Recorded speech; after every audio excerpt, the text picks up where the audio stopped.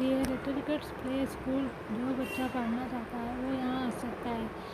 मैंने अपना phone number दे रखा है।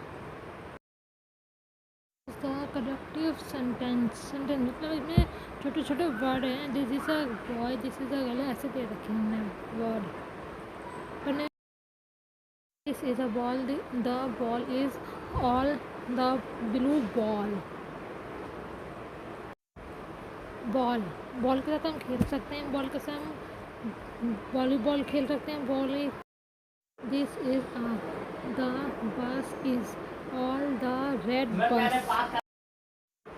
बस में हम घूमने जा सकते हैं। बस में हम ड्राइव कर सकते हैं। बस में हम गार्डन में this is the bag is at the brown bag.